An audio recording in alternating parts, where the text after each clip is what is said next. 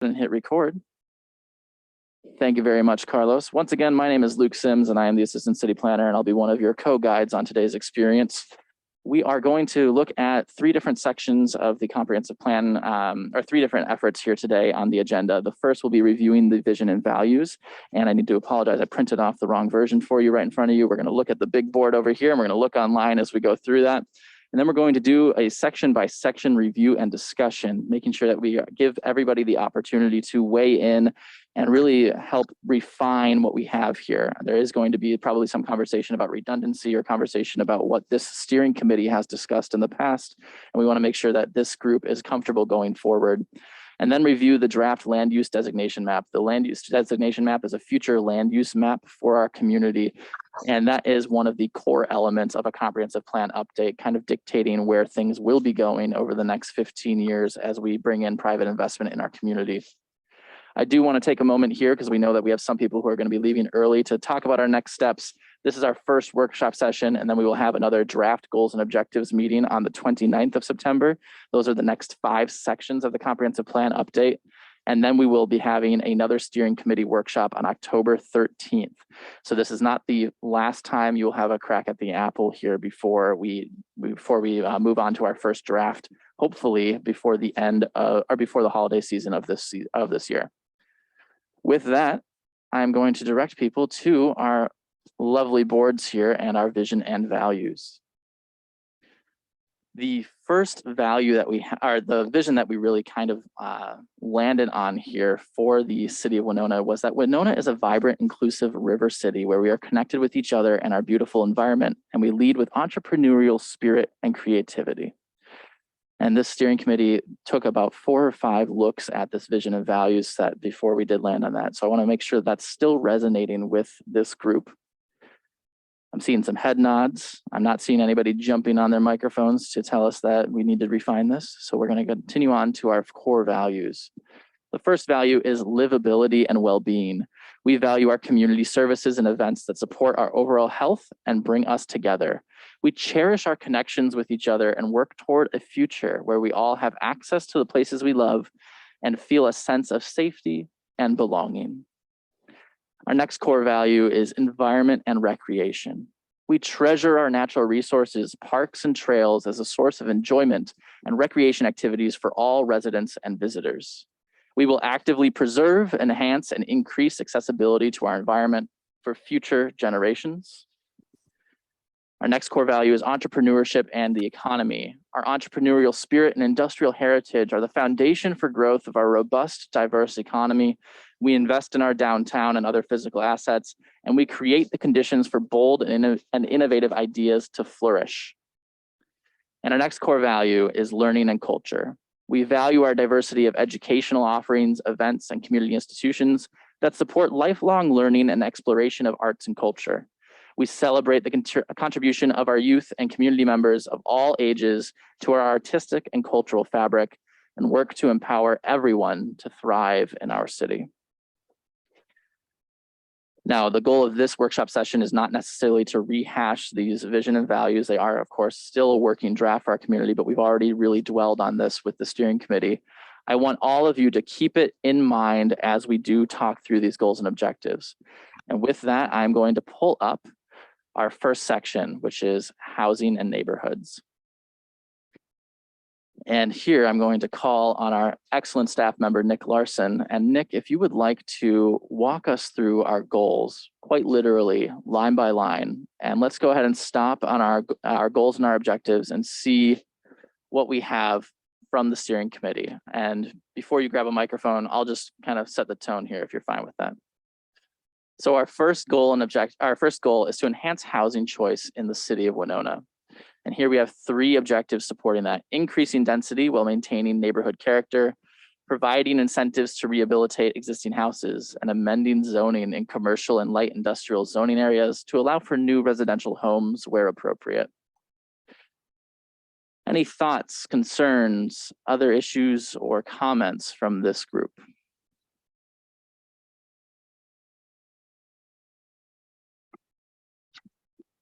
It wasn't just this one, but all of these as we look at them, and we briefly discussed what 30,000 view meant, but I'm just wondering, we got some great presentations when we heard from the 7 subcommittees and also the brief. It was so nice and brief. I think they were much more succinct than they were in their presentations to us. And if we could go back to some of those statements, it would be nice to have fewer broad statements, I think, under each of these subcommittees and fewer even other comments. And I just was looking at, I can't remember, I think it was this first one, where one of them had 22 sub comments under just housing. And I thought, I don't know who our audience is, but I think sometimes we have to keep that in mind too. Who's going to see this? What should it look like in its final presentation? Otherwise, I thought they did a marvelous job of covering a lot about housing. And I'm anxious to see what the final product looks like.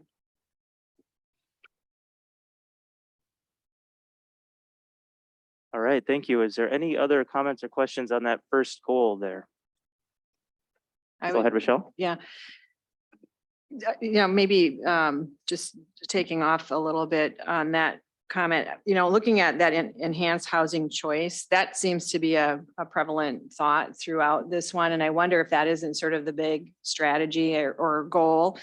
And then maybe pulling some of the other pieces into it. Just, I think pages and pages of strategies and goals gets to be kind of daunting. But the theme clearly is having a variety of choice and options. And then how that can happen might be, what those goals are.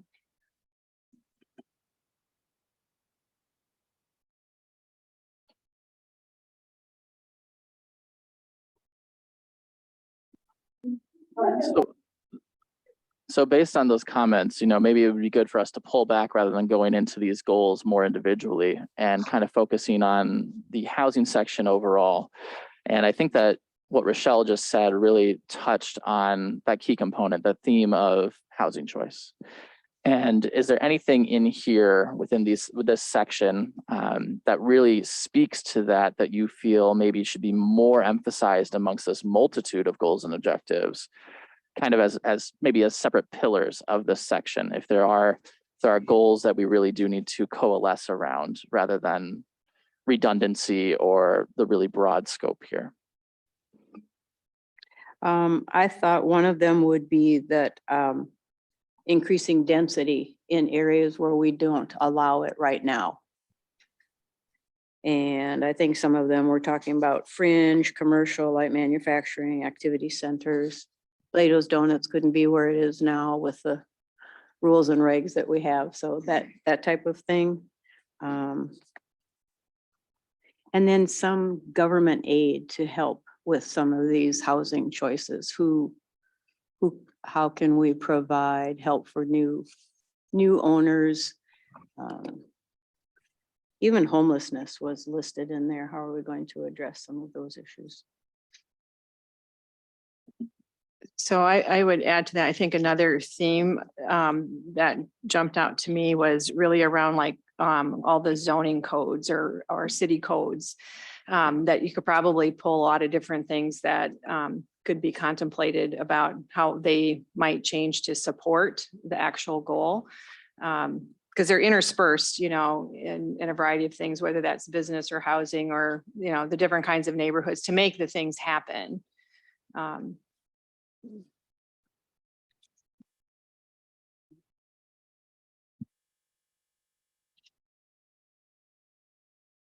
I think that's a really good point as well. As in the housing section, obviously it's focused a lot on housing, but we don't want to lose that neighborhood element. And one of the things that really does come out is holistic neighborhoods, complete neighborhoods, and that includes corner stores and businesses as well. It's a really great thing to tease out. Anybody online want to add to those comments or suggest additionals? There's a comment from Sadie in chat.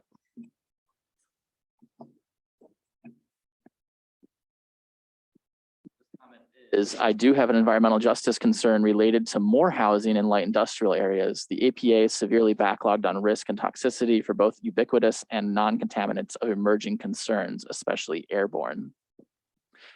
So Sadie, maybe you want to unmute and elaborate on that. I think that what you're getting toward is brownfield developments and how we can make sure that we're prepping sites appropriately and not just saying, we encourage you to move into an existing industrial building that hasn't been touched.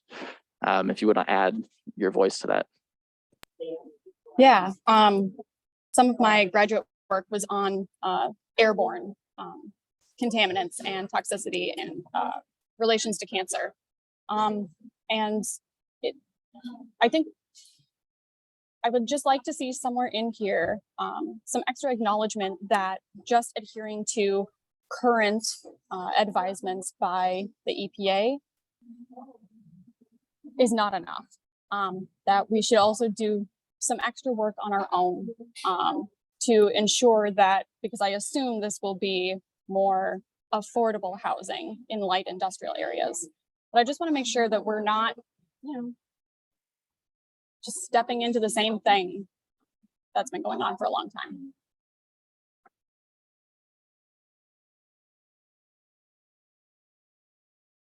To capture that slightly, what you're really saying is hold ourselves to a high standard for the environmental concerns for future housing conversion of properties that have contamination, including that airborne concern in particular. Got it.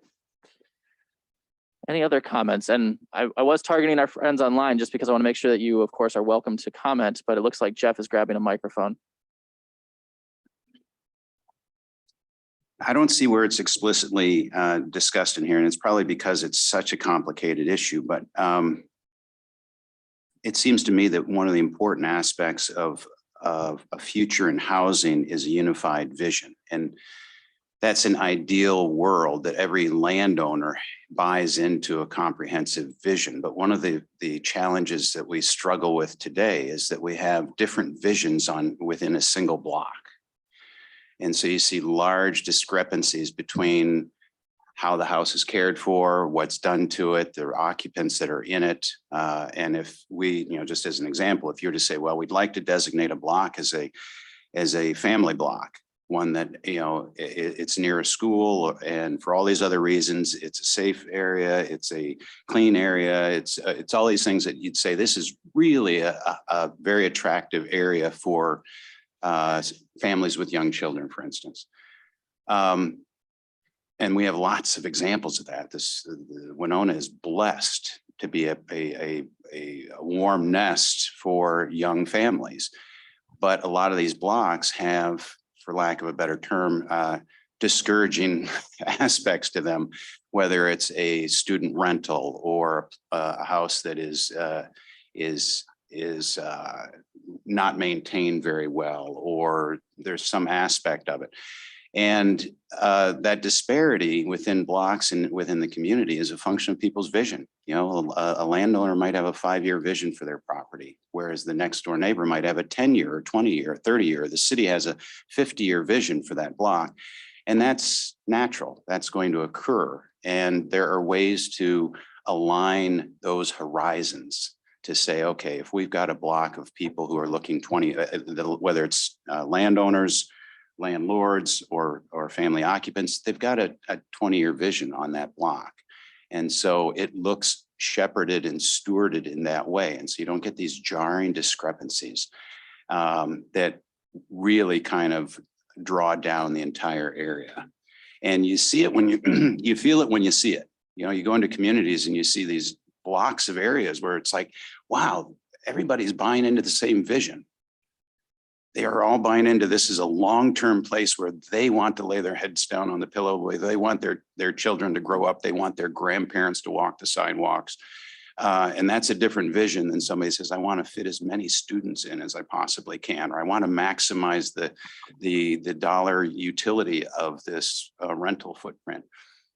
And I'm not disparaging anybody or pointing fingers. It's a fundamental incompatibility when you have different horizons and different expectations within close proximity. And I think housing is going to continually struggle with that. And I think shepherding this forward is going to require some aspect of addressing that, to say, how do we deal with big discrepancies in vision?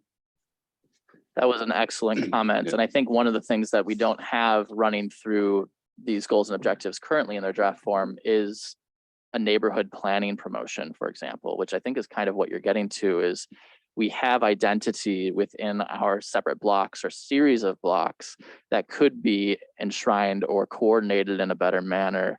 And if you're comfortable with it, I would suggest maybe adding a goal or an objective in particular toward having more of a neighborhood focus in planning and kind of enshrining that process.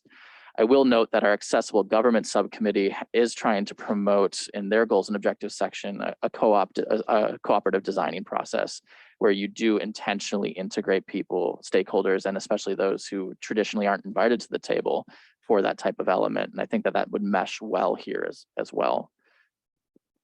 Absolutely. And right here in our own community, we have kind of an idealistic example of that, where you look at Main Street. You know, and you say, how did you get a cohesive vision on that block? Well, an individual bought it. And an individual with, you know, a community mindedness curated it. So there's a health place, there's a school, there's, you know, accommodation of elderly. You know, it's brilliant. It's a brilliant kind of microcosm of what you can do when you have a cohesive or, you know, comprehensive and clear vision of what you want to look like. Now expand that to 2 blocks, and expand it to 6 blocks, and expand it to 20 blocks, and expand it to a city. And you can curate a city over decades to be a remarkable place. And so this is all very encouraging. So thanks.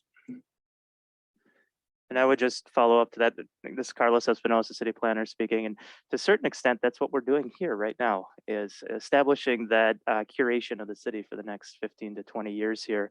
And a lot of that, I think, comes through specifically in the land use section, in addition to the housing. And in the land use section that we'll get into a little bit later on, a lot of what we talk about is introducing change while maintaining neighborhood character. So introducing the opportunity for greater housing choice while maintaining what makes a neighborhood great at the same time. And also, in addition to that, where you have changes in land use or changes in what's permitted in an area and what isn't permitted in an area, that you have transitional uses. So you don't go from a very short building to a very tall building. You have gentle, gradual transitions, so that you don't have necessarily 2 different disparate land uses butting heads. And you'll see that come through in the land use section, but that's definitely at the forefront here and top of mind for us. Is we're hearing throughout the plan that we need more housing choice, more housing options. How can we introduce those? How can we do that without fundamentally disrupting neighborhoods? Our speaker, Chuck Marone, that came in, had a slide that stuck with me. No neighborhood should be exempt from change, but no neighborhood should also experience wholesale change in a short period of time. And so really that speaks to allowing things to change incrementally, slowly, but thoughtfully and methodically towards a vision for the city as having more housing choice for more people being able to live here. And so you'll see that in a lot of the different points in not only the land use section, but also this housing section as well. But I definitely appreciate the comment related to neighborhood character areas and maybe taking a look at how we can bring that out a little bit more. Definitely that's something in my almost 14 years here at the city has come up in one way or another, but it would be, I think, a great addition to the plan to talk about some of those neighborhood planning and neighborhood character areas, in addition to taking a look at the city as a whole. And another thought, looking again through this for themes, I think, you know, I like everything that's been said so far, but I wonder if maybe one of the themes might just focus on the people part of it. So which populations? We're calling out a lot of different populations, whether that's first-time home buyers, low income, the unsheltered, students, elderly, you know, so maybe there's a way to sort of think of like, what are some of the core populations? Because how you would find options for, you know, the elderly is different than options for students is different options, you know, those kinds of things. So it just seems there's a people component in here for support. That might be another big chunk. Definitely. And I can say too, our accessible government subcommittee specifically mention that and specifically have a goal and some strategies behind reaching out to new residents, as well as taking a look at neighborhoods that might be in transition. So neighborhoods where people are getting older, moving on to a different stage in their lives, and new people are moving in.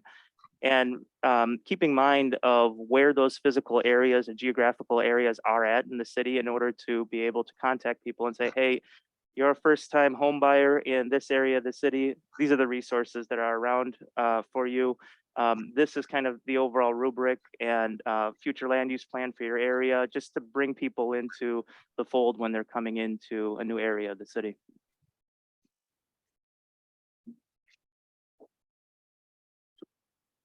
So based on some of those comments and really kind of some of the themes and Carlos bringing in different elements from other portions of the comprehensive plan update, I do want to turn our attention to goal number 5, or excuse me, goal number 8, which really does focus a lot on infill, and then also goal number 9, which is maintaining that quality, safety, and character of existing neighborhoods.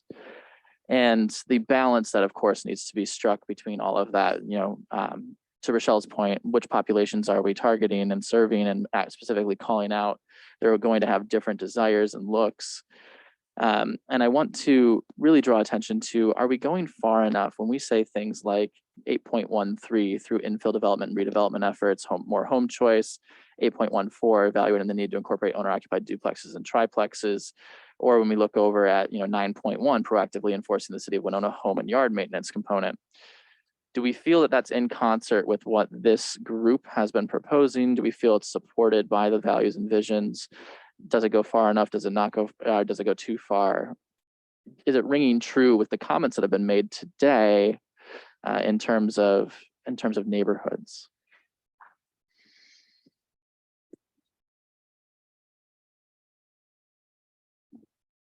I think some of that could go under the comments that Rochelle was making about what kind of codes and regulations do we already have?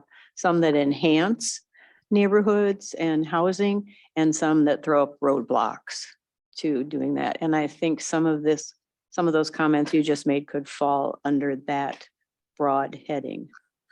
And I was thinking too about what you said, Carlos, about neighborhoods organically changing instead of being forced to change. Sometimes if there's land available, building an elementary school is going to change the look of the neighborhood without us having to go in and change the neighborhood. So I think it depends on what we do to enhance what's already there instead of trying to change it.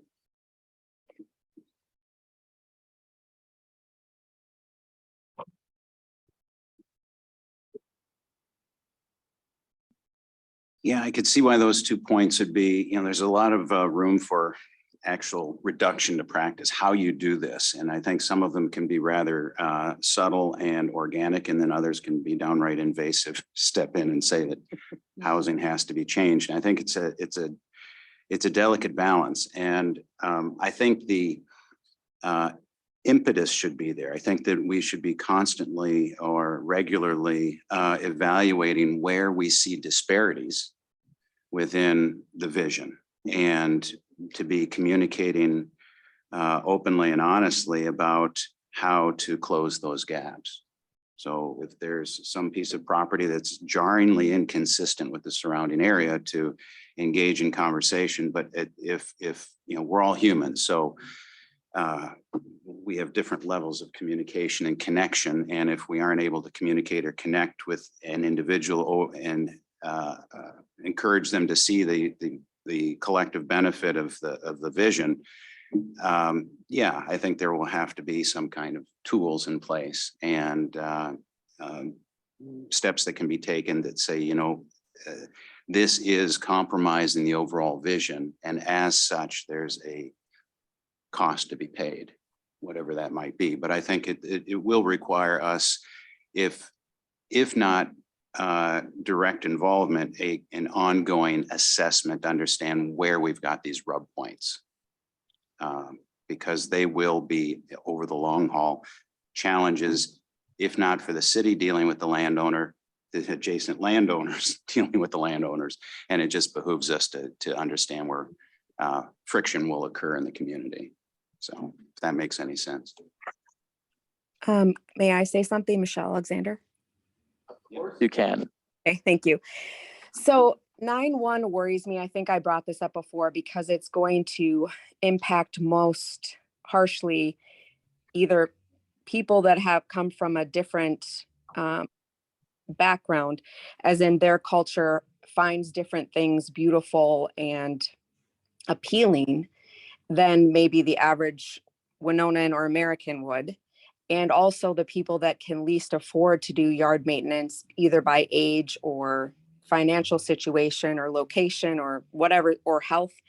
This is going to put neighbor against neighbor, and it's going to require the city to hire people to do enforcement and then also carry out the work. I'm a little uncomfortable with the yard maintenance part of it because there are quite a few yards in Winona that many people maybe would find unattractive because they allow wildflowers to grow.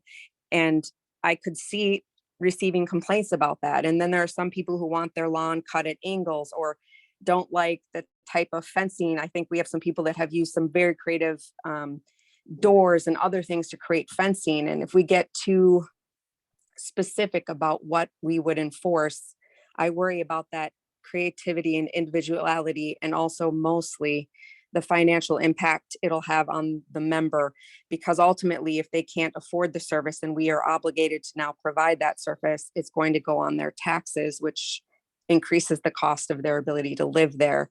And I think I like what we already have in the code, which is very specific about grass height, and that's what we deal with. And then there's some other maintenance things it deals with, but this one does concern me from a community wide. I just don't think there's enough shared vision, even in a community this small, on what would be considered attractive and acceptable. Unless you're in a specific neighborhood that already has rules or covenants, I would have a hard time voting to go out and tell people exactly what every yard should look like, or we're going to do it for them. And yes, we say we would financially help them, but that requires funding too. So then you have to find the financial resources to do that for people. This was the argument I think council made when it came to the topic of going in and fixing people's roofs and painting for them when they didn't want us to, and who would do that and what would it cost and what would happen if we picked a color they didn't like or someone got hurt on their property. And I think ultimately we came back to partnering with organizations like Habitat because they provide a service which is maybe less intrusive and less scary or uncomfortable for the community, because they wouldn't feel judged, they would feel loved and supported.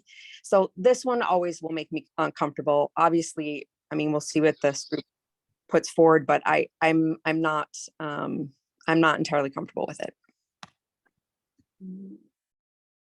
This is Sadie. I am 100% with Michelle on this. I am really uncomfortable with 9.1, both in terms of the environment and the fact that those well manicured lawns that are currently the ideal in our codes and with this are harmful to endangered species that are actually found here. We're in an incredibly rare spot in the whole driftless area that our area still supports the rusty patch bumblebee. And there's a lot of additional funding offered in our area to be able to create those yards that have more wildflowers, or change your lawn to being a bee lawn, which means it's got like creeping Charlie and stuff, and things growing, and it grows to a height that might exceed the code and result in a fine. So on that side, I completely disagree with having, a grass height standard that you could be fined for. But to continue on with what Michelle was saying, that I really agree with,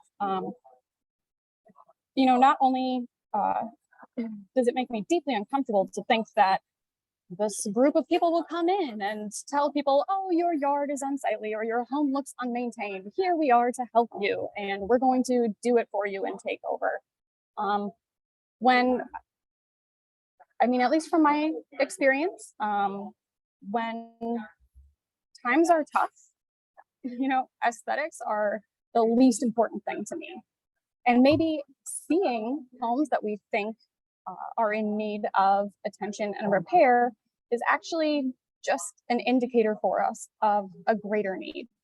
And the least important thing to try and help those folks with is the aesthetics of their yard. There's probably a much, much greater need in that place. And I think if the housing section keeps anything related to this, I would like to see it heavily tied to community services and make sure that if there is anything about the unsightliness of yards, that it's closely tied to additional community services and organizations and groups that are, more holistic in their approach, like Habitat.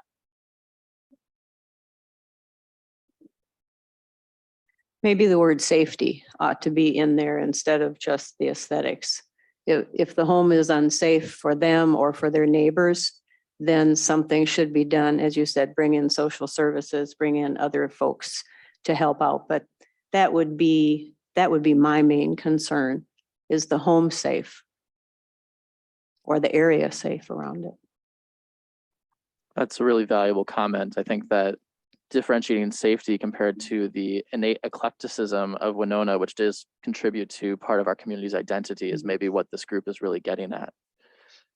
That's great. And I do want to acknowledge, Sadie, you added a comment related to having a grants program to provide community members an opportunity to work together to make small bets so that their neighbor are on their neighborhoods. And I think that gets back to that incremental change and that kind of more collectivism approach that Jeff was kind of alluding to earlier as well. I do want to be cognizant of the fact that we have some limited time here today, and I want us to maybe any final comments related to things that maybe are jarring or don't fit in this housing section before we potentially jump to our next section. I have just one more comment. This isn't jarring to me. It's just a language thing. I did send it to you in an email. I prefer their word of encourage instead of create. Because I know that the city can't create housing. All they can do really is encourage development. But when the word create is used, like on 815, it sounds like the city is going to go out and build something. Instead, I think what I heard other people say is we want to encourage plans that allow for the development of a variety of types of homes and a variety of locations.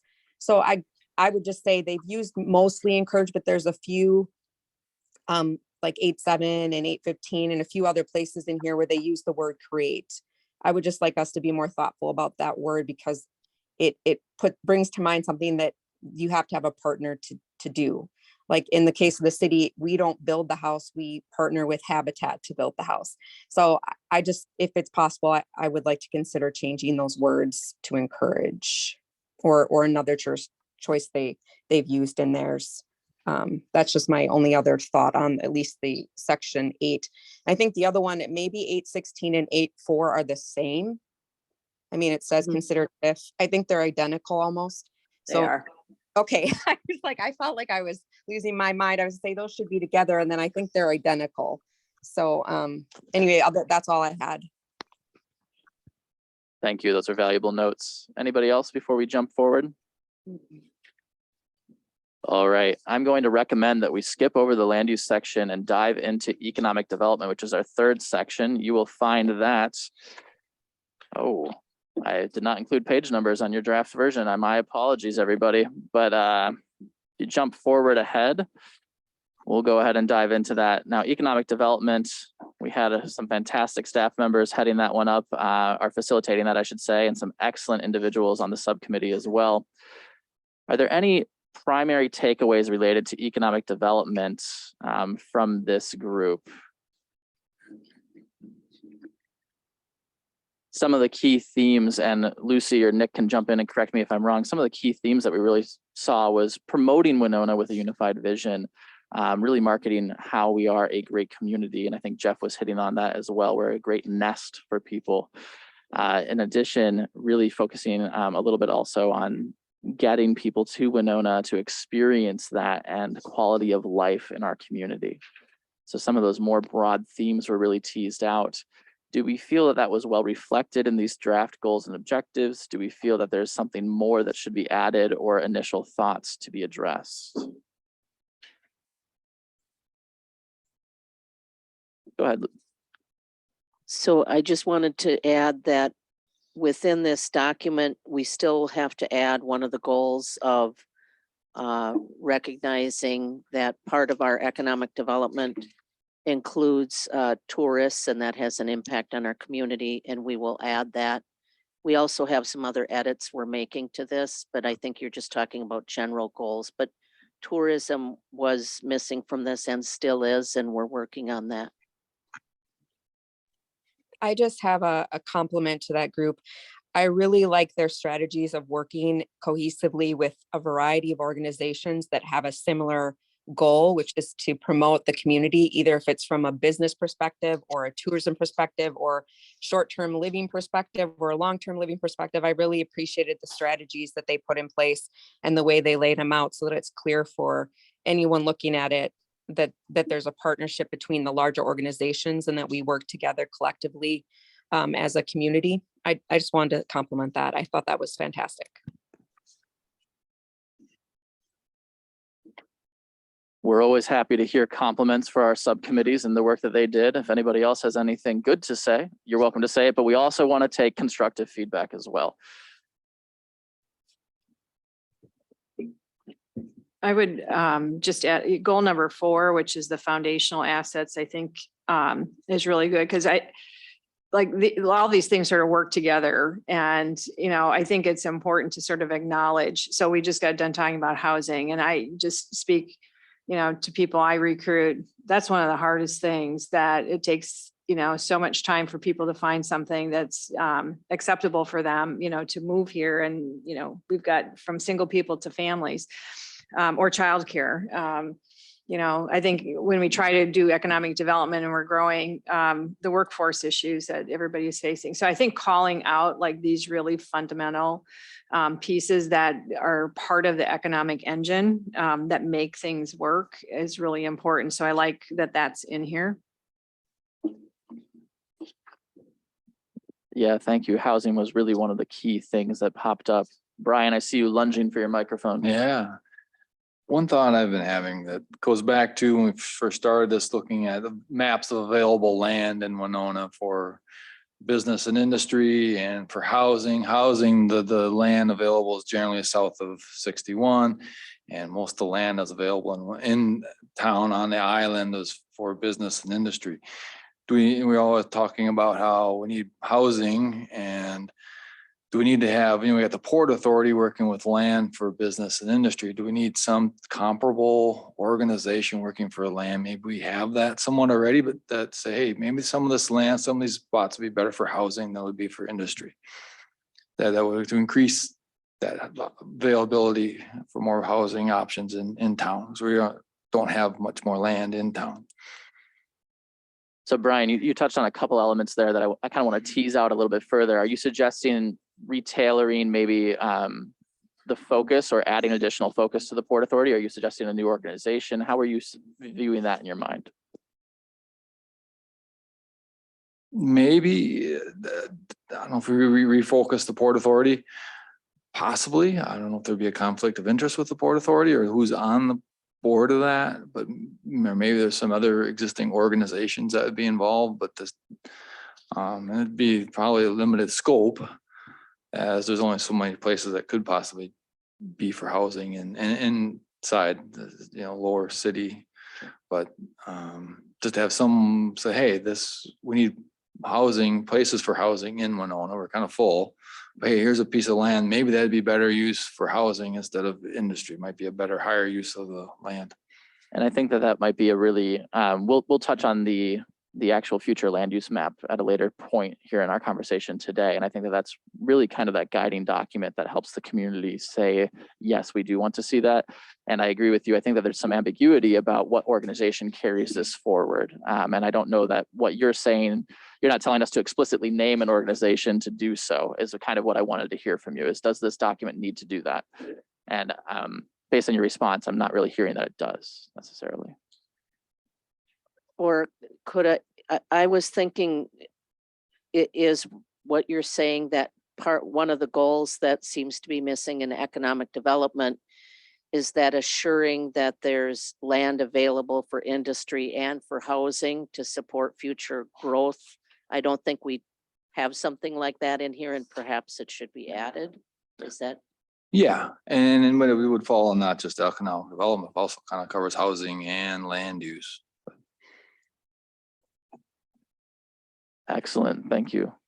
I just have a question. I probably should have asked this of the group when they presented.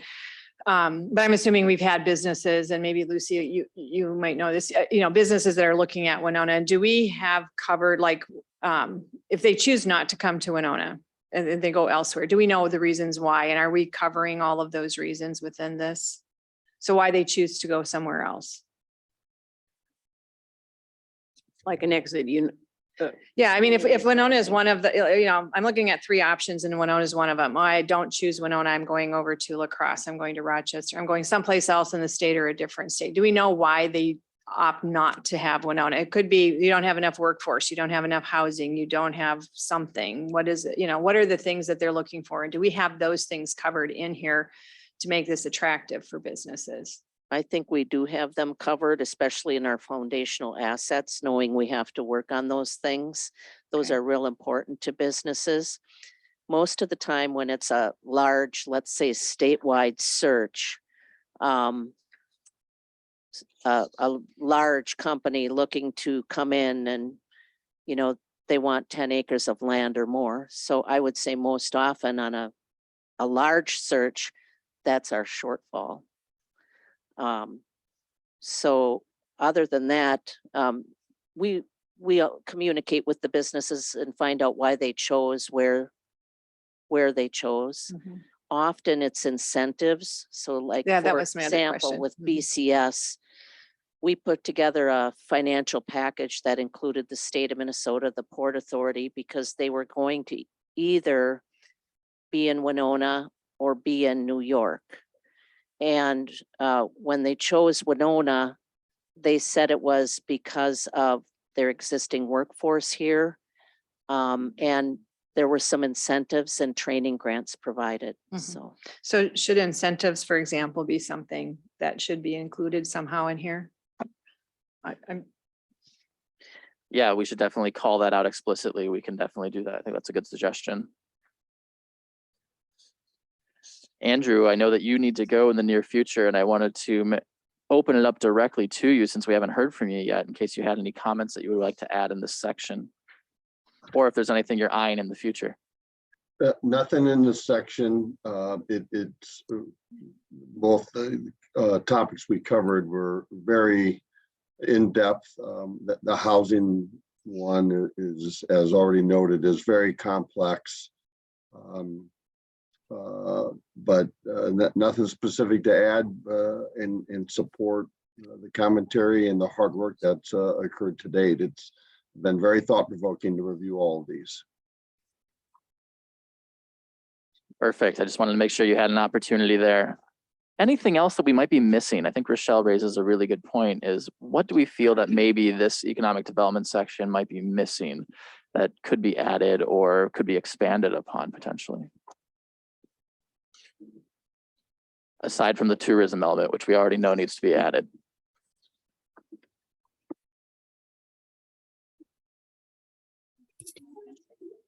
Is there- Oh, Sorry, go ahead. Please, Sadie, go ahead. I was looking through this last week, but I haven't looked at it recently. I'm so sorry. Is there something in here related to the environment and trees specifically within the economic development section? So you're looking for something beyond the recreational and cultural amenities in goal number 6. Is that what I'm hearing? Yeah. Just right now with Emerald Ash Borer going around, I've seen within my neighborhood so much loss of tree canopy. And, at first it maybe doesn't seem like that big of a deal, but that loss of environmental and natural resource assets really does have a big impact on the quality of life in neighborhoods, not just for air quality, but also urban heat islands, which is a huge problem. And I just think it's fitting to have some mention of the value of those natural resource assets and the value of maintaining, preserving, managing, investing in them. So to clarify a little bit, should that be going into our land use section or our housing and neighborhood section? Or do you explicitly feel that it belongs in the economic development component? And how do we tie that to potentially the development component of the economic concerns? I think it could, it'd be valid if it was in all sections. And I am one of those people who sees a benefit in having similarities between subcommittees, but I understand that that can also add more pages to our document. So I'll leave it open to the group. If I may add something, I mean, maybe you could add something to goal 2, because in 2.1 it talked about supporting sustainable development and specifically protecting our bluffs and water resources. Maybe you can add something into that section so that there is continuity between all of the subcommittees on this topic. Because you do talk about sustainable development, which this could be a part of. I think that's a great suggestion. Any other comments here, Lori? I like the idea of the trees. You know, we're putting in a lot of asphalt, a lot of parking places, and I think we have to remember how important it is that we get some oxygen back from those trees and other things, and don't just keep raising our trees. So far, I think we've done a great job. Even the new parking lots, as long as they've got greenery around them, they're enhancing the look of it, and they're also enhancing the environment. Thank you. And Jeff, I don't want to forget that you were grabbing your microphone before Sadie spoke as well. Sorry, Jeff. It's all right. I think I forgot what I had to say, so it must not have been important. No, one point that I wanted to echo that was a recurring discussion in this group is that the landscape of business is changing dramatically going forward. And it's really, really difficult to anticipate where it's going. But there are certain trends that we can see. And one of them is that people are working off site. And so we have the ability, and we've spoken about this before, we have the ability to attract not companies, but actual paychecks. So we can attract Google employees here and Amazon employees, and attracting a paycheck is part of economic development as well. It's money coming into the community. But we are also combating, and I think this plan does a good job of addressing that, because no longer is it about being in proximity to the business. It's waking up any given morning in a place you want to be. And that's a luxury that didn't exist 15 years ago. Now it is, and a huge population is that way. And I think that plays to our strength, because we have a lot to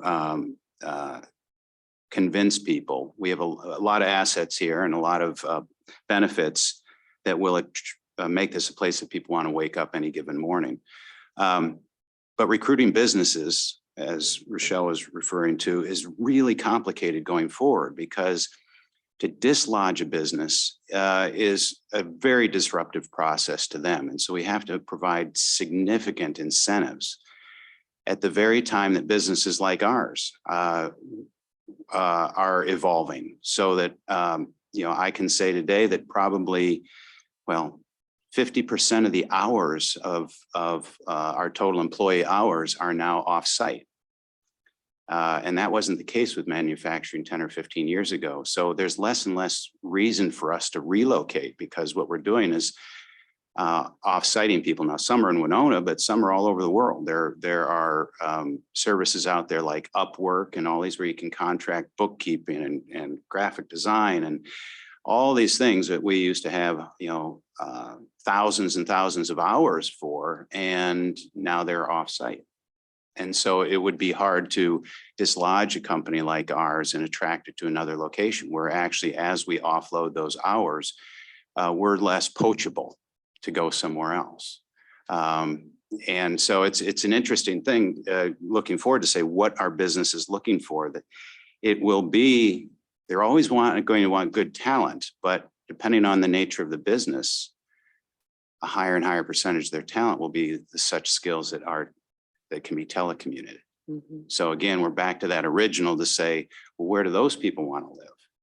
And so the thrust of this economic development plan was certainly aligned with becoming a livable place where you can fully realize your dreams. And I think that's a strong thing, but we don't want to lose sight that there is still opportunity to attract businesses. But it's going to take a very serious, very deliberate, very targeted approach that we never had to do in the past. Mhm. What that looks like, I'm not sure, but the plan should definitely suggest that we need to keep our eyes on that.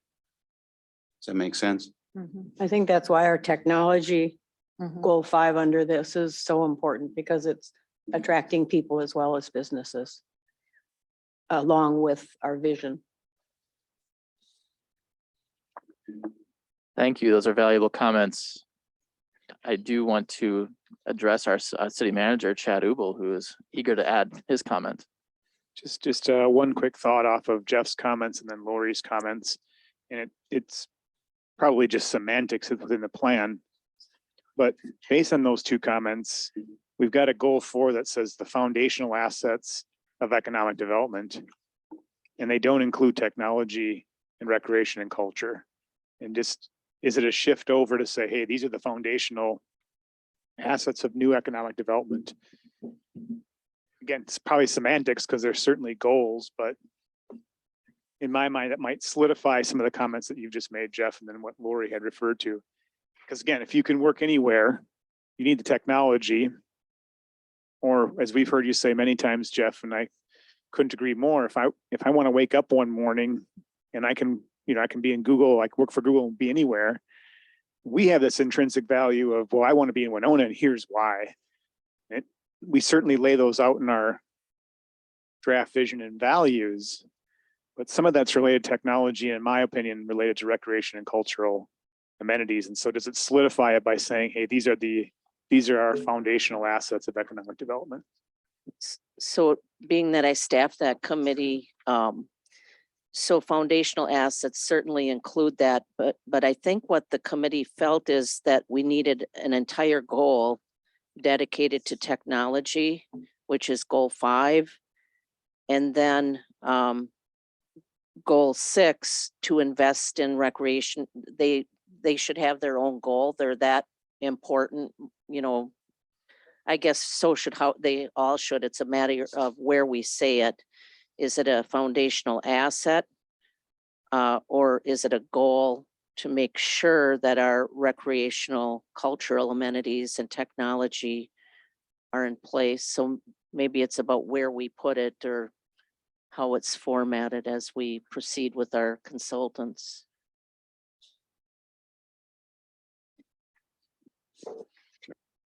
I wonder if under 4.2, maybe we rethink how workforce is defined.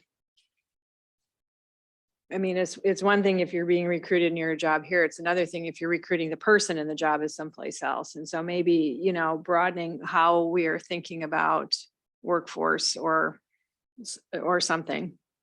I think that it's already happening. I mean, I'm, in certain positions that we are recruiting for. I mean, we have people who want the job and they're saying, but I won't move. And it's not here. I mean, they're someplace else. And so, we're trying to think like, how do we, what do we do and how do we get them to really want to be here, but wherever they are, they're kind of like, I'm here, I'm established. Now I can do my job anywhere. So, I might have 6 opportunities and whoever says, yeah, you can work remote, you'll get me, it's a very real thing. So I think it is sort of thinking about recruiting those other people for the lifestyle that they can have here. And it's just a different way of thinking about that workforce. So. Yeah, we encounter the same thing. And when you sit down with people, as Rochelle suggested earlier, what are the no's we're getting? When we successfully attract a person or we successfully attract a business, we know we've won and we know we're doing something right. But when they say no, that's an opportunity to know where we have to strengthen our approach. And the no's that we get come down to two things, and it's not disparaging in any way of Winona. It's just that they say, where I live, I feel safe and I feel connected in a special way. You say, okay, safe. What's that mean? Well, that means environmentally, that means criminally, all these things, my family or what, I feel safe. Fantastic. Tell me about your connection. Well, I'm involved in this organization. My kids are involved in the school in a certain way. And every human being is going to want to stay put wherever they are if they feel safe and connected. So you assess that and say, well, how do we replicate that here? Well, we have the assets in spades to do that. We're a wonderfully safe community, environmentally and crime-wise and all that. And you look at all the things we have to offer that allow people connection points. And so I'm very optimistic, looking forward to say, as this workforce recruiting exercise kind of morphs to say it's a human force. We're recruiting humans here and people of depth and interest who can add value to the world, whether they do it remotely or they do it by contact, healthcare where they're actually touching patients, or manufacturing where they're touching products.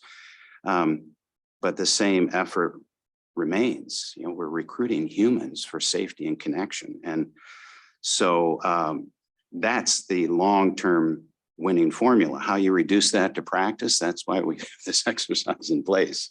And as I said, I'm very hopeful. Thank you all for those robust comments. I do want to note that this tour needs to keep moving a little bit. Any final comments related to economic development?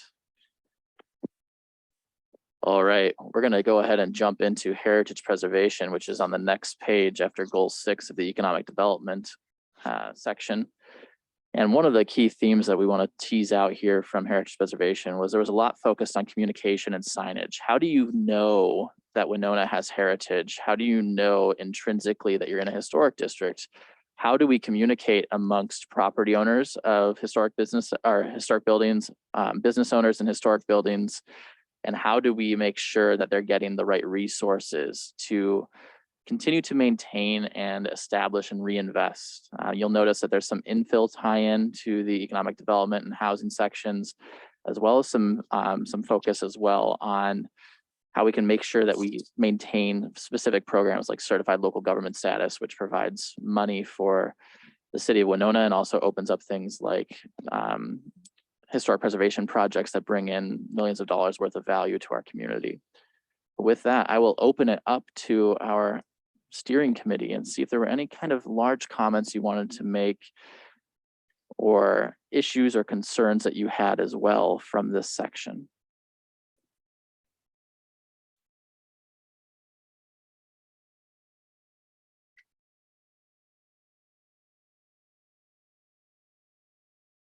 I will take a moment while there's a lull in conversation to note that this section, compared to so far our economic development and housing sections, it follows the hierarchy that we do intend for the draft a bit more closely, of having the goal, the objective, and then the strategy. So you'll see things like 4.1.1, which is to recycle downtown revolving loan funds existing monies. So going from that larger to that smaller idea. Anything that stands out, strikes you as a real positive, especially relating back to the vision and values of our community? The only thing I wondered is if some of this is really under the purview of the city, because it talks about having online gatherings or hosting online groups. And that seems much more historic society to me. I mean, I don't, even developing an education series, is that an education series that's specific to how to fix up your historic building or home? I mean, some of it seems very idealized for what the city could accomplish. I think I have some concerns about the cost of that too. I think the heritage streets and a unified design and placemaking makes a lot of sense, but that goal 2, I don't, I mean, maybe I'm wrong and it is obtainable. It seems less important than us trying to find funding and grant programs to help building owners, or working for ways to find programs that make it easier for homeowners and building owners to update their buildings historically. I'm not sure how this fits into that part of it. I mean, I could see education is important. I would think that would be something we want to partner with maybe the Historic Society or one of the universities on providing. I don't know. I just assume, Luke, as a kind of a standalone guy, that you wouldn't have time on top of your other duties to provide that service. So for me, that was the one section where I kind of wondered if we would actually be able to meet that goal as a city.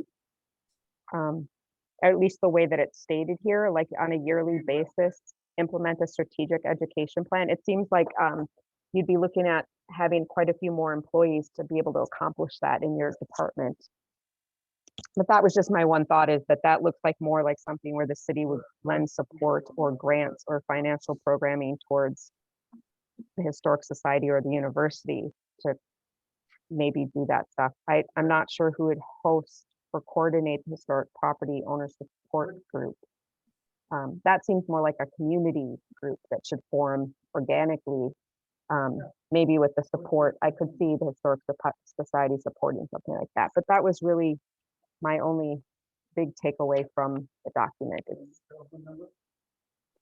I think that's a great note. And I know that a number of our subcommittees kind of struggled with that concept of what is the purview of the city versus these partnership opportunities. And I think there's a good way that we can fit some of that with changes in language, as you were noting, Michelle, but also, talking about how we support the Historical Society as well, which is also later on here in this document in goal number 9. So really, it's really not necessarily directly support, but really more partner in more creative and supportive ways for our business owners, our property owners, and for the city at large. I like that comment a lot. Any other comments?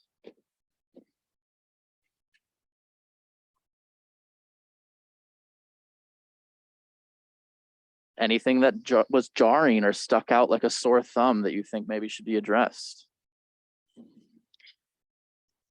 I guess the comment I would offer is, I think these are all challenging. I think this one has some particular challenges to it. There's a great deal of variability in historic buildings around here. And you get on these, the historic designation, and the cost then to do things is extraordinarily high to get it back to sort of the, original state and, some of those kinds of things. And to the signage, I think if this is something that makes it into the plan in a robust way, I think this is going to take a long time to do, because, I don't think everything is salvageable. I think there are things that are past that, but maybe they haven't been addressed yet and something different needs to happen. And so how do we have sort of a reality factor a little bit in some of that assessment, and what does it really need to look like, and what are maybe the core pieces that represent that history? I'm all about like past, present, future, and having a good, arc of time about, the city and things like that. But there's some things that aren't going to look so great or aren't going to represent, the past very well, or they're just past the point of being able to salvage. And so in that variation, there's a lot that's in here, very detailed. But to even, to say there's districts and things like that, if you have tourists coming in and they're walking through districts and things are like really ramshackle and things, that's not gonna make us look very good. So it's kind of like what comes first, second, and all of that. And how do you take, this is, pretty big and robust. And I'm not saying that that's bad. I just think you start putting time commitments to it, and then you look at the dollar commitments, and you're going to have a lot of competing commitments for some of these things. So I just think reality factor probably needs to be applied. It's my thoughts. That's really valuable. And I will note that we want to add context sections to these. You're not just going to get the goals and objectives regurgitated out, but that's a great contextualization that needs to be added. Chad? Luke, I would just make one note, and maybe it's outlined in here and I missed it. And maybe this is not, or maybe it's, I guess what I'm trying to say is it could be duplicated in other sections, but one comment that struck me here was that there wasn't any reference to any city buildings that are historic. And I guess personally, I would say that if the city doesn't take care of their own historic structures, and how can we expect private property owners to do the same? And so we have facilities that fall on the National Register, or we have facilities that are locally designated. And there's not a reference in here to, I guess for lack of better words, support those facilities, i.e. the band shell or the library. So that's something that just struck me, that there's no reference to city facilities. Yeah, to maybe tease out that a bit further, are we looking for saying things like we definitely need to support the city taking a lead by example type approach in that regard? Or are you talking more specifically about support for publicly funded buildings in particular, recognizing that we are stewards of these buildings and it's important for us to do so? Or both? You're nodding your head. I guess I both. agree with Chad. I mean, we talked about this too, Chad. If we're going to ask building owners and homeowners to do this type of project, which can be, as indicated previously, very expensive, it would behoove us to also take same care with city property and to have a section that relates to how we are going to care for our property, our parking lots. We should lead by example, that kind of thing. I agree. Yeah, those are excellent comments. Thank you both. Anything else? Otherwise, we can move on to our next section. Hearing nothing from anybody else, we'll jump from page 8 and goal 11 of heritage preservation into our transportation section. Our transportation section, the subcommittee really felt that the 2007 plan hit a lot of the right notes. I believe there was a comment that, really we just need to implement more of that. And so you'll see that there's actually a lot of carryover from our 2007 plan into this proposed draft goals and objectives. And there's a lot of emphasis on things like multimodal transportation, ensuring that we're balancing the commercial needs with the recreational needs of the Mississippi River. And then also you'll note some technology components, and we're looking at our truck routes. How can we work with GPS in order to encourage rerouting of truck routes rather than saying that we're going to necessarily reassign them individually? Any thoughts, comments, initial reactions to this overall transportation section?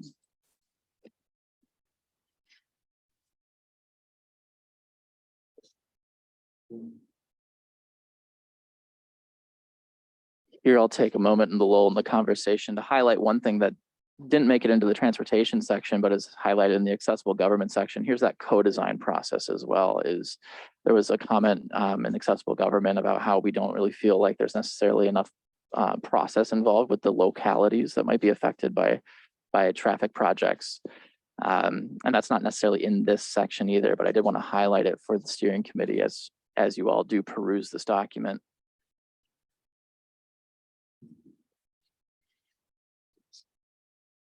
Is there anything here that's, oh, go ahead, Rochelle.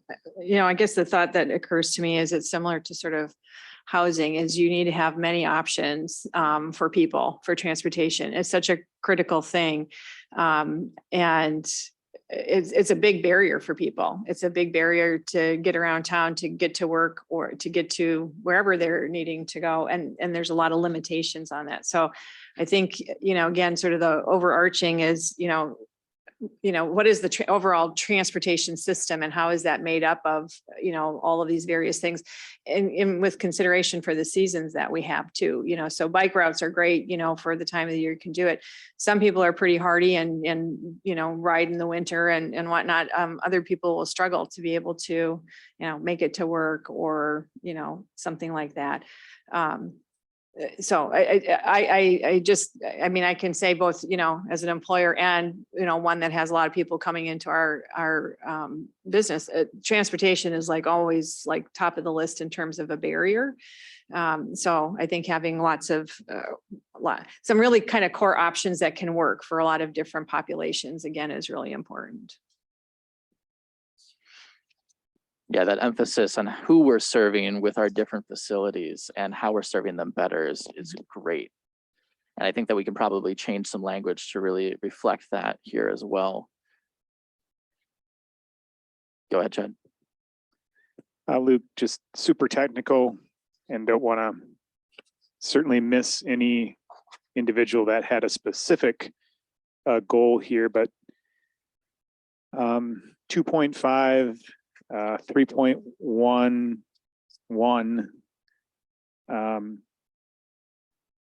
I could just offer a comment that I guess my opinion would be if we should always consider safe routes to schools, period. The middle school certainly falls under that category, but with Riverway out by Tandeschi now, you know, why is it just the middle school? It should be safe routes to schools, period. I get that there may be some carryover from the 2007 comp plan where we certainly talked about the connection to the middle school, but just a comment about, is that too specific? Because really what we really are trying to accomplish, I think, is safe route to any school, whether that be Hope, Bluffview, you know, we've got crossing issues on Gilmore, whether that's Vila and Cummings at Cotter. So just comment. No, that's a great comment. And, you know, the location of those schools really matters. And I think the middle school is as kind of that lone example of south of 61, but now of course with Tandeschi Center being converted, that's a really good point.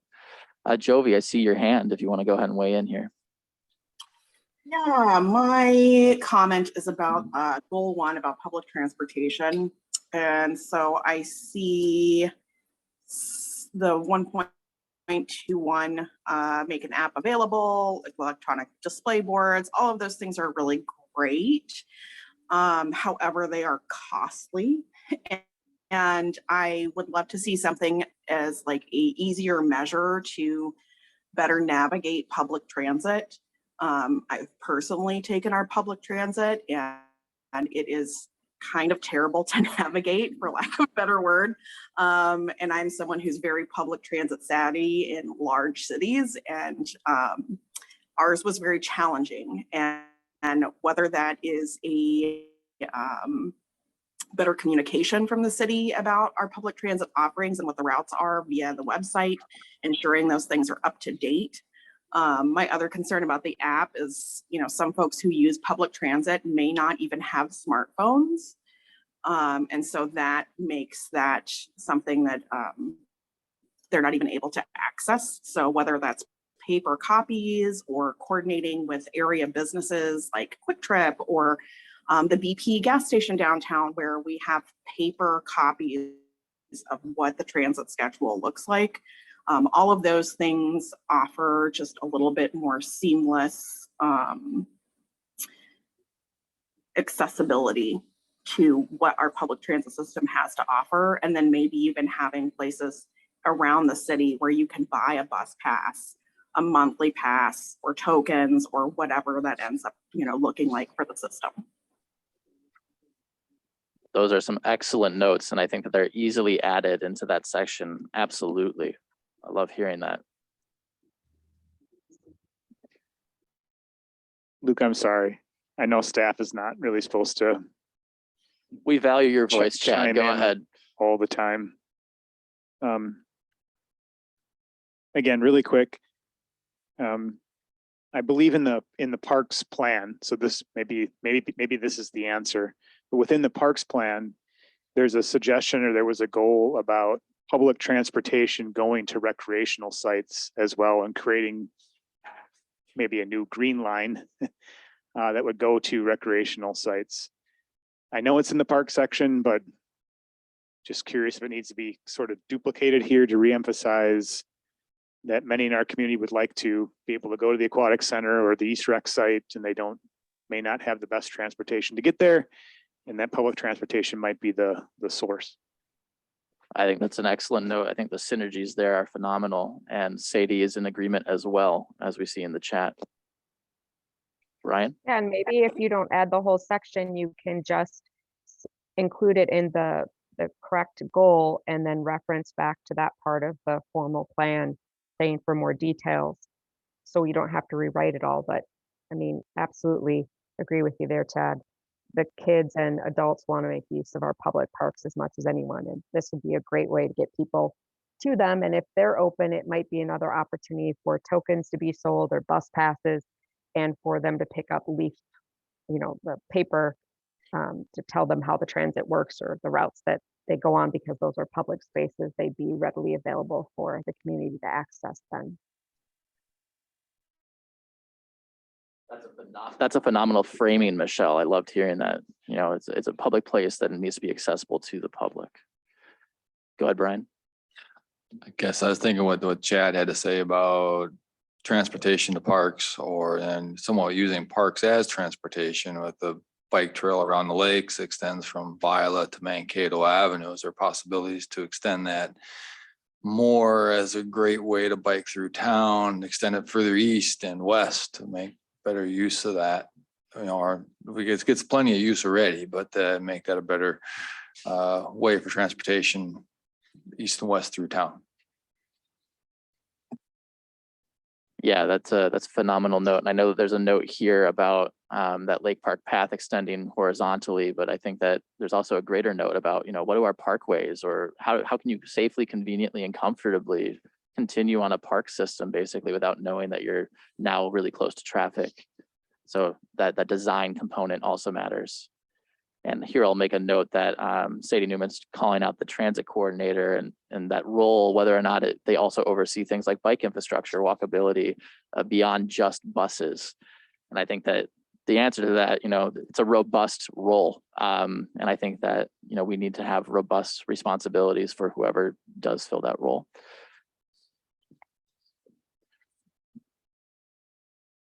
I wanted to compliment the transportation subcommittee on really, it seems like every step of the way and every goal mentions something about safety. And I think it is imperative that any citizen of the community walking, riding, just moving around the community should feel safe, that they're not going to get run over, that they've got, appropriate places to cover.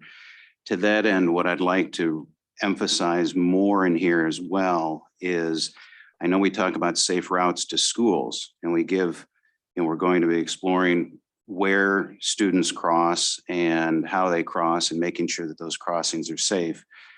But kids will be kids, and they may be walking along Gilmore Ave and decide to not go all the way to the crosswalk and step out and try to brave the road. And a serious injury or a fatality is a high consequence for a kid not following the rules of crosswalk.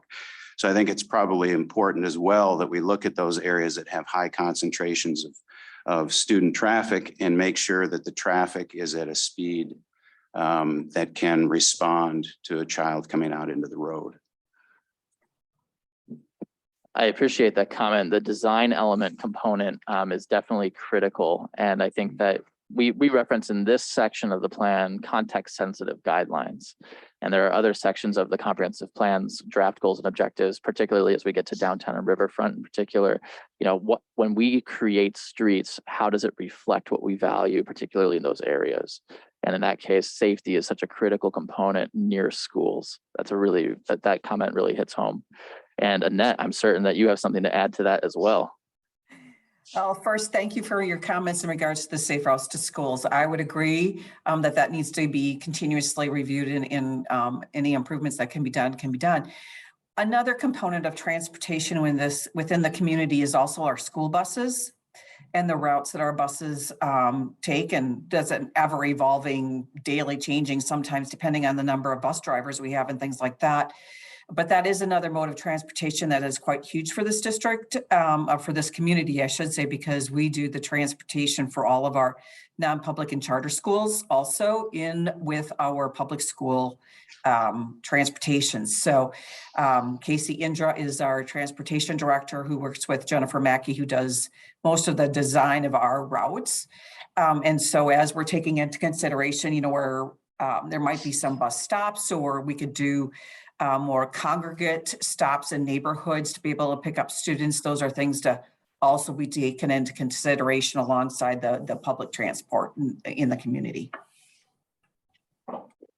That's a phenomenal note. And if I'm hearing you correctly, you explicitly want us to name school buses and bus systems here in order to really call it out. Is that what I'm hearing from you? I think so too, and it's also the safety of the school buses. Thankfully, our district has not had any issues with people running stops, the bus stop signs, but also just, as schools come back into session, just a reminder about traffic stops and things like that when they do see school buses out. I think it's just a continuous part of that whole safe routes to school. It's not only the walking, but it's the busing of it too. All right, I'm going to look around and see, are there any additional comments or concerns that you would all like to bring here before we jump on to our next section? I have just one more comment about the public transportation that also I see as kind of a missing component is signage. I think the new covered bus stops are really fantastic, but there are also we're kind of missing just like a single individual sign that says like the T with the circle so that you know that you can wait there.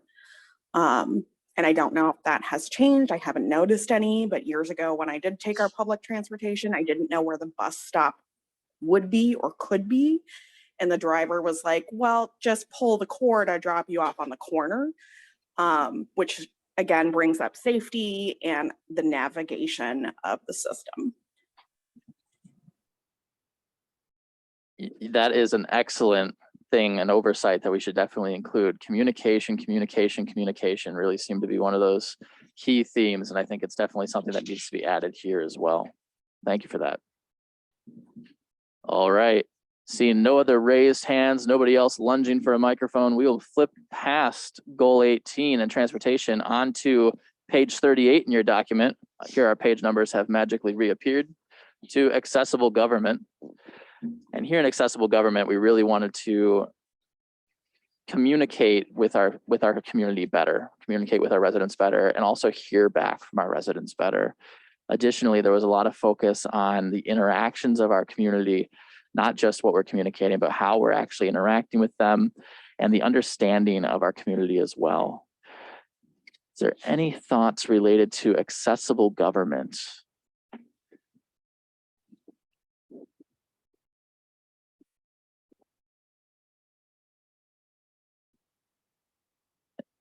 I will note that there are success indicators here, and I believe it was Lori who mentioned at the last meeting when the presentations occurred that she was very pleased to hear that there were success indicators. I think Andrew echoed that as well. So you'll see those at the end of every section. Is there anything here that you wish that accessible government was actually highlighting? This is a new section for the comprehensive plan for the city of Winona. We have not included it in previous comprehensive plans. Was there anything that you maybe were anticipating seeing out of an accessible government section that is not necessarily reflected in these draft goals and objectives?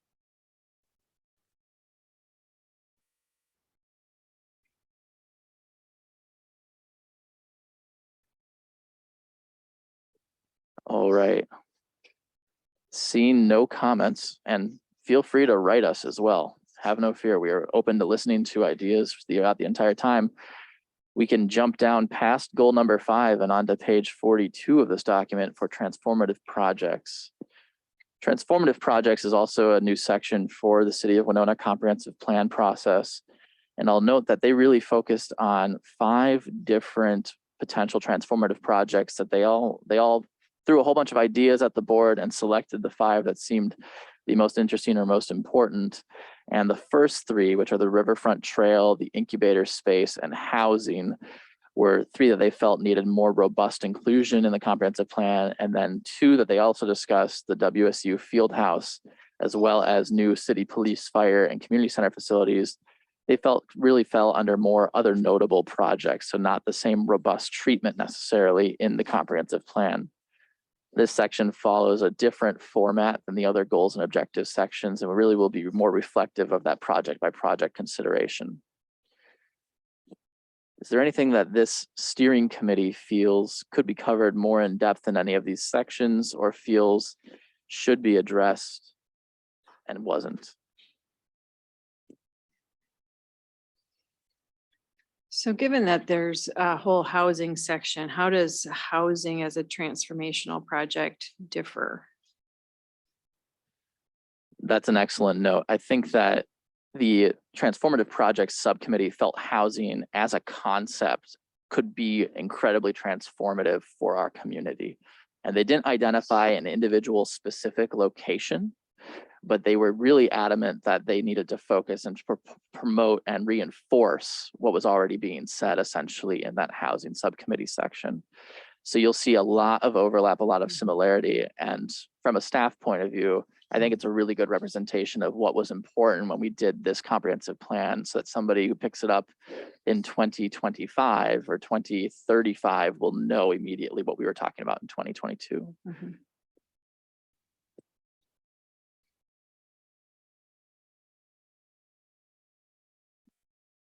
In the lull of the conversation, again, I'll highlight that there's some interplay here aside from just the housing component that Rochelle noticed. The incubator space, you also saw that a little bit in the heritage preservation component, where they were talking about a tool library component. Incubator space doesn't necessarily need to only mean businesses. So how can we bring people together to work on that? And then also the riverfront trail, that's explicitly called out in the transportation section. And we undoubtedly will see that in the park and recreation section as well. There's a real emphasis among the community to continue to toil away at the riverfront trail as a concept and as a network.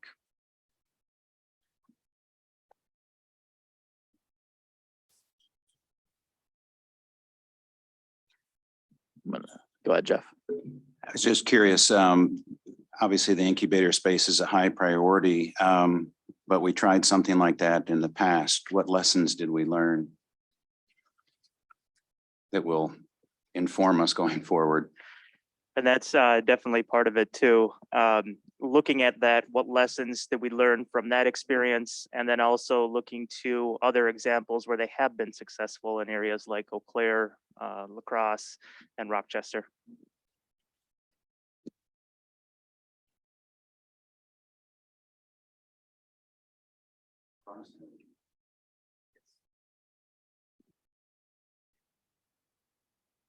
All right, I do want to note that we are about 15 minutes behind overall in the amount of time we were going to go with and look back at that land use section. So if there's anything jumping out in the transformative project section, now's your time.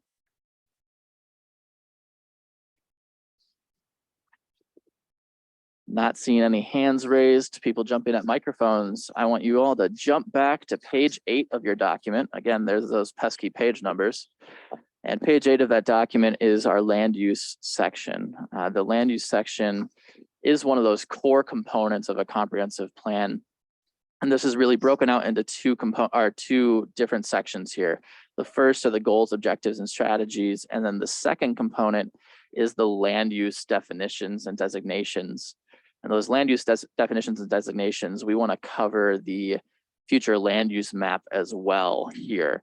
So if you don't mind, I'd like us to maybe draw or go piece by piece here and start with the goals and objectives and then move into the land use designations and then move into the map.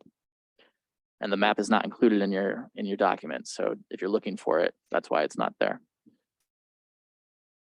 So are there any concerns in the goals and objectives? You'll see that a lot of this is driven in part by that housing choice component, as well as a really identified need for flexibility. The land use subcommittee really wanted to emphasize flexibility in our community. And then also to Jeff's points about housing, having resilient neighborhoods. What do our housing neighborhoods what do our neighborhoods look like? Are they diverse? Are they going to accommodate things like corner stores?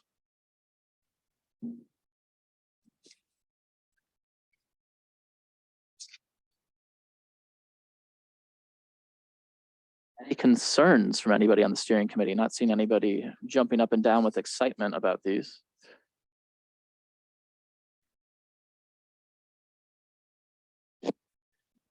One concern I have.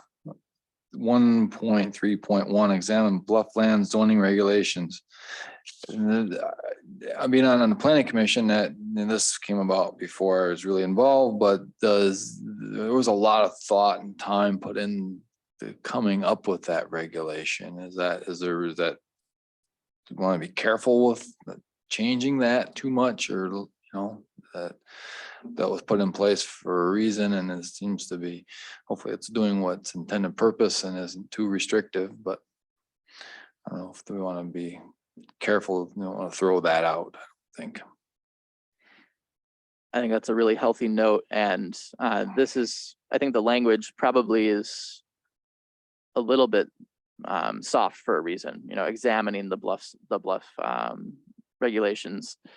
And then also here we have a note from Sadie that the sustainability plan also is going to be addressing the blufflands zoning. So we'll be talking about that with the environment and sustainability subsection as well at our next meeting. But I value that feedback. You know, there were probably a lot of conversations, robust conversations regarding that. And so if the steering committee feels that we need to approach that very delicately, we can definitely reflect that with language.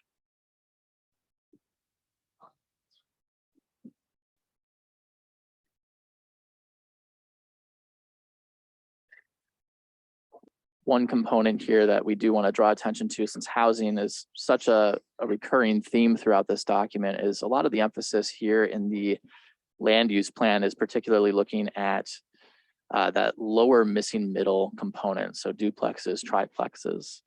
And there is a little bit of emphasis here on robust corner stores and other elements there, but we don't really touch a lot on the higher density mixed use in this instance either. So I just wanted to draw attention to the steering committee that if you're looking for that, it's probably because it's not necessarily directly addressed in these goals and objectives here.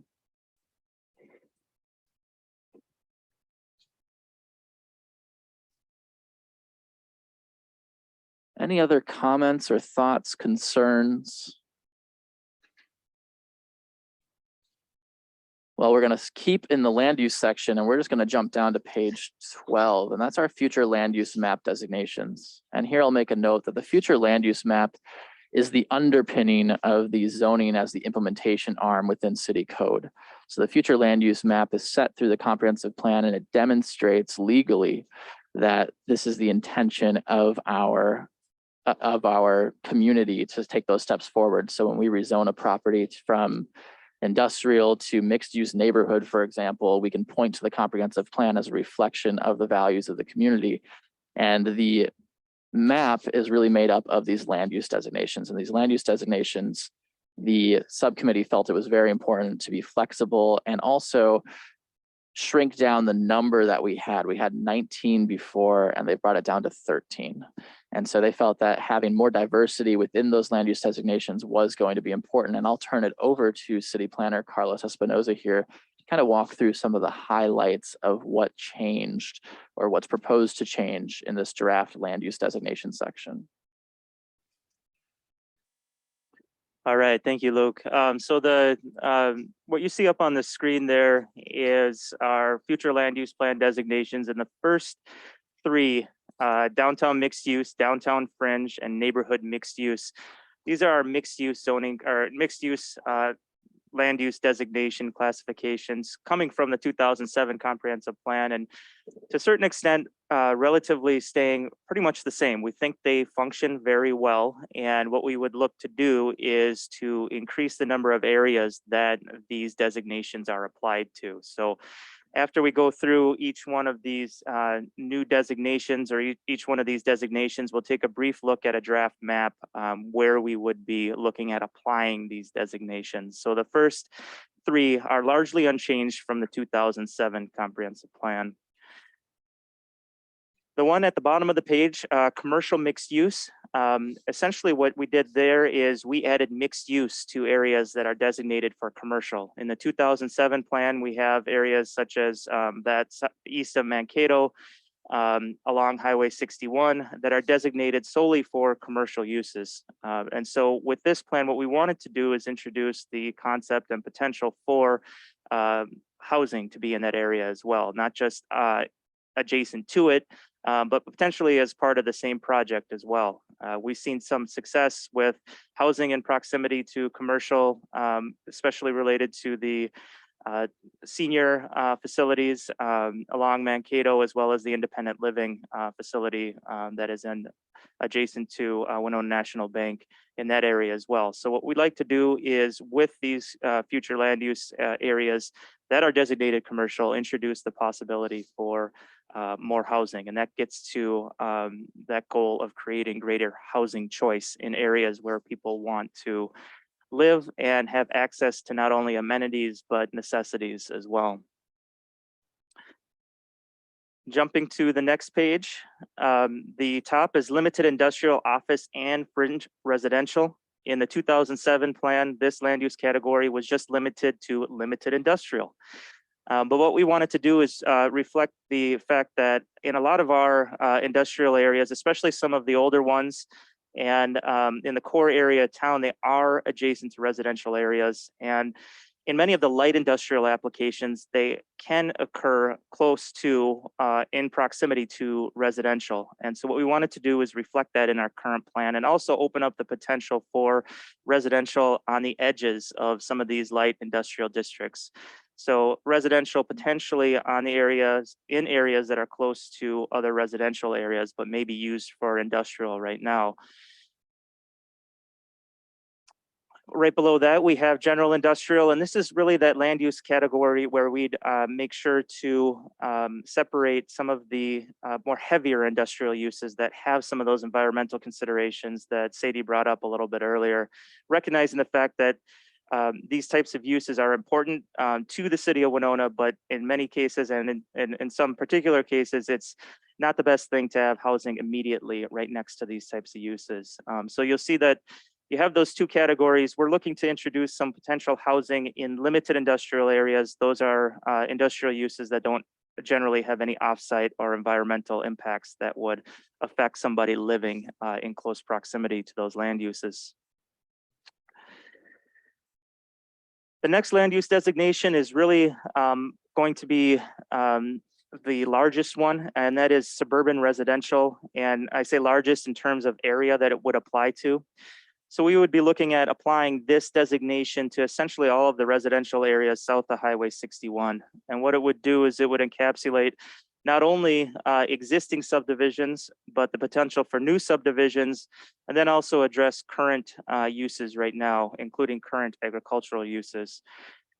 So what we see is a mix of housing styles, predominantly single-family units or two-family owner-occupied dwelling units in subdivisions existing prior to adoption date of this plan. So what we're saying is for existing subdivisions, what the land use subcommittee wanted to do is to allow the introduction of additional housing units to single-family homes. And so what that would mean is for owner-occupied homes, the ability to create a duplex with a small addition to a house or within a house's current footprint. So think of a large house where you have a lower level that you may be able to access off the back, being able to create for something like, for instance, a mother-in-law suite or a separate unit on the same property.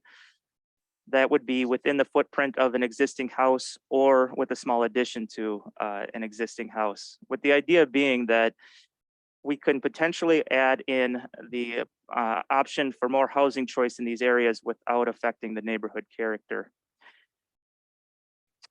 Next, below that, you see medium density and multifamily residential development included in new subdivisions. And this simply reflects the desire to have a diversity of housing types in future subdivisions, similar to what we have in Valley Oaks, Knott Valley, to really continue that diversity of housing in new subdivisions. So that's kind of the differentiation between what's existing and what we're looking at for housing developments that come in after this plan.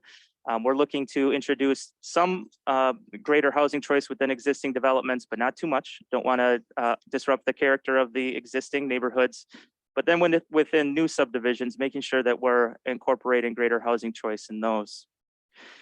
Next, we have small scale commercial interspersed in high traffic areas. So if there are areas along County Road 44, County Road 43, or County Road 17 where you have high traffic and it's right adjacent to a residential subdivision, but it may not be the most ideal location for a single family residential home, is there potential for a corner store, a convenience store, even something that you're seeing a lot of times in greater Minnesota areas now are grocery stores at a very small scale that are not staffed. So you go in, you buy what you need and you check out. But that provides that resource and that convenience factor to people who live in residential areas south of Highway 61, so that people are not necessarily having to come down to the core area of Winona all the time for bread and milk and cheese, as well as other essentials. And finally, although this designation would apply essentially to all the land south of Highway 61, existing agricultural uses would be accommodated through zoning regulations.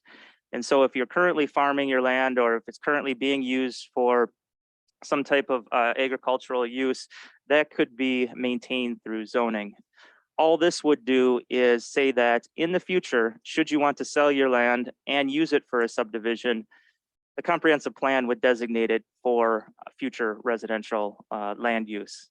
And so what that does is that removes a barrier, or that removes a step for landowners when they're looking at potential future options for their property. That being said, if they wanted to sell their property for future agricultural use, that would also be permitted. It'd be up to the property owner to make that request for the rezoning change from agricultural to a different style of use.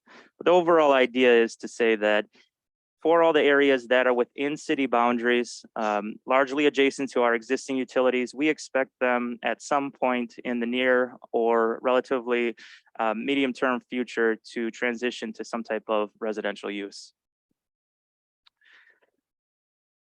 Next, we have traditional neighborhood, and this is really the designation that would apply to the core area of Winona.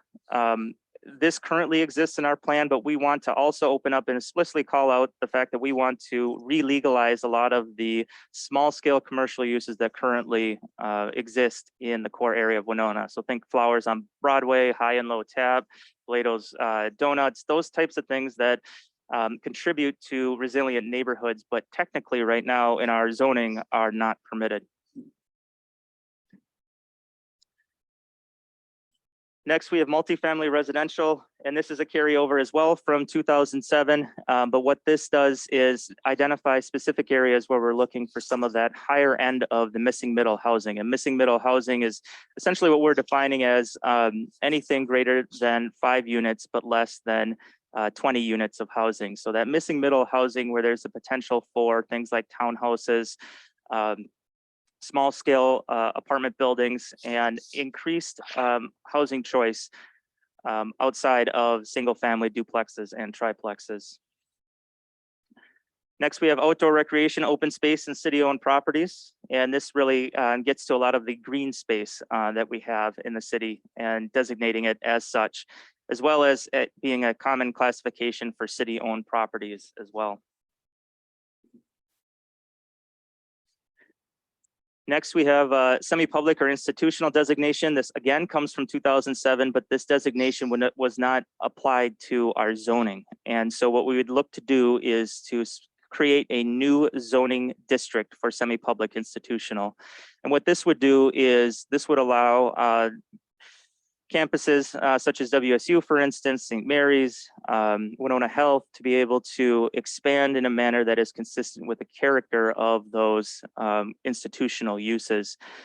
Right now, those institutional uses have residential zoning, and that limits the height, how big buildings can be. It limits how far they have to be from property lines. And really what we'd be looking to do with this is facilitate future growth of our institutions that are so important to this community. And finally, we have our expansion areas. The first would be our County Road 17 residential corridor. Currently, our land use plan designates the area south of the city along County Road 17 as a low density residential corridor. So think large houses on large lots. And so what we want to do is in this plan, redesignate that as an area that would have a mixed style of housing. So a number of different styles of housing, not just that low density land use classification. And finally, extending south of the city and potential expansion areas along Highway 43 and Highway 44, the potential for residential, commercial, and a limited industrial corridor. Right now, we have specific designations to specific areas of land, and I will show you that in a few minutes here, but what we'd be looking to do instead is create a corridor or corridors where you would allow a mix of different uses. And when we say limited industrial, we mean those that can fit in with the existing agricultural uses in the area. Not unlike some of the larger agricultural uses that currently exist, as well as uses that are that fit into agricultural areas such as the equestrian center in the township area. So if we're looking at limited industrial along these corridors, that would mean siting the buildings with a significant setback to the main road, making sure that there's no offsite impacts, and making sure that there aren't any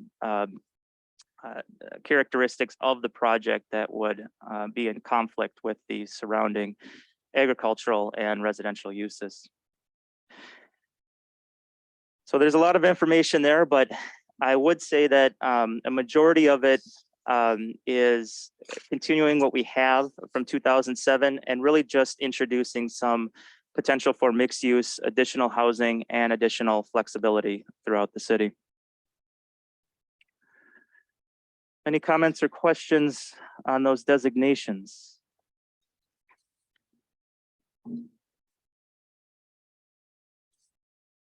Okay, and we are kind of wrapping up here with about 9 minutes left.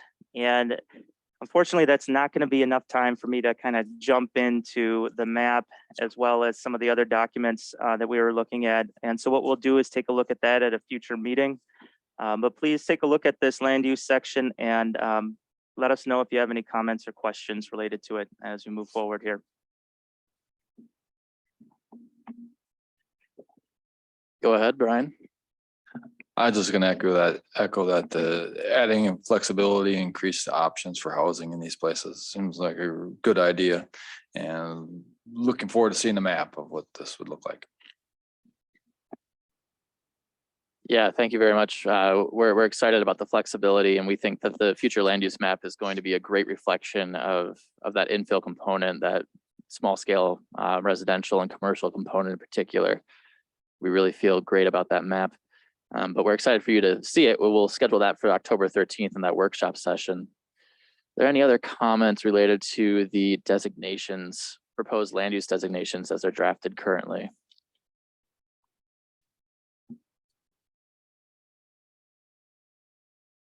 All right, seeing none, what we're going to have you do is we're going to have this whole document sit with you again for a little bit. I want to focus on our next meeting, which will be September 29th. That is our draft goals and objectives reporting from the second group of subsections and subcommittees. So community services and institutions, downtown and riverfront, parks and recreation, environment and sustainability, and arts and culture. We will have representatives from every subcommittee available to provide some context for all of the steering committee members. And then we will walk through briefly those goals and objective highlights. Then on October 13th, we will have another workshop session similar to this one, where we're going to ask for more in-depth comments from the steering committee. We will cover that land use map at that point. There are only 5 sections that we're covering rather than 7, so we should have a little bit more time within that 2-hour period to discuss. And we should have a bit more time after our subcommittee members meet on the 29th as well. With that, if there are no further comments or questions, I will get all of you out on time and let you go back to work.